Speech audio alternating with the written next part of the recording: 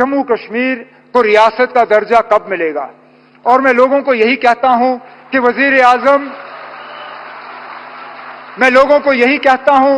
वजीर आजम साहब ने 4 महीने में अपने इलेक्शन का वादा जो है वो पूरा किया है। मेरा दिल ये कहता है कि बहुत जल्दी वजीर आजम साहब अपना तीसरा वादा जो योग दिवस पे आपने जम्मू कश्मीर के लोगों के साथ किया वो आप पूरा करेंगे और जम्मू कश्मीर जो है वो दोबारा इस मुल्क में रियासत की हैसियत से अपनी जगह ले। बदकिस्मती से पिछले 35-37 सालों में हजारों की तादाद में इस मुल्क की तरक्की, जम्मू कश्मीर की तरक्की, जम्मू कश्मीर की जमहूरियत को खत्म करने के लिए यहाँ के लोगों ने कुर्बानी दी। मैं उस ऐसे सियासी तंजीम से ताल्लुक रखता हूँ जिसके हजारों लीडर और वर्कर पिछले 35 साल में कुर्बान हुए, क्योंकि हम मुल्क का सौदा करने के लिए तैयार नहीं थे, मुल्क का बंटवारा होते हुए देखने के लिए तैयार नहीं थे, और आगे भी पता नहीं क्या क्या कुर्बानियां मांगी जाएंगी। लेकिन वजीर आजम साहब, आपका आज यहां मौजूद होना इस टनल के इनॉग्रेशन के प्रोग्राम पे, ये इस बात की गवाही है कि वो लोग जो ये हमले करते हैं, वो लोग जो इस मुल्क की बेहतरी नहीं चाहते, वो लोग जो जम्मू कश्मीर में तरक्की, अमन, जमहूरियत को कायम होते हुए नहीं देखना चाहते, वो कभी भी कामयाब नहीं हो सकते। उनको हमेशा यहां हार का सामना करना पड़ेगा, उनको हमेशा हम यहां से हरा के वापस भेजेंगे और इस मुल्क को और जम्मू कश्मीर को और जम्मू कश्मीर की जमहूरियत को हम कभी यहां नुकसान होते हुए जो है वो नहीं देखेंगे। जम्मू कश्मीर के लोग आज इस बात से बहुत ही ज्यादा मुतमईन हैं कि ये टनल का शुभारंभ आपके हाथों हुआ।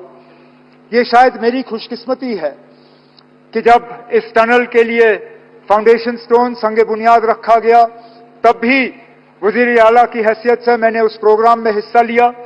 बॉर्डर रोड्स का प्रोग्राम था 2012 का। तब से एक लंबा अरसा बीता, बड़े वजूहात थे, बहुत मुश्किलात सामने आई, प्रोजेक्ट शुरू हो नहीं पाया, लेकिन फिर आपके हाथों और जनाब नितिन गडकरी साहब के हाथों पिछले कुछ सालों में इस प्रोजेक्ट में तेजी आई और आज ये सोनमार्ग का टनल, जिसको इससे पहले जेड मोड टनल के नाम से जाना जाता था, अब सोनमार्ग टनल के नाम से जाना जाता है, आज इसकी शुरुआत हुई।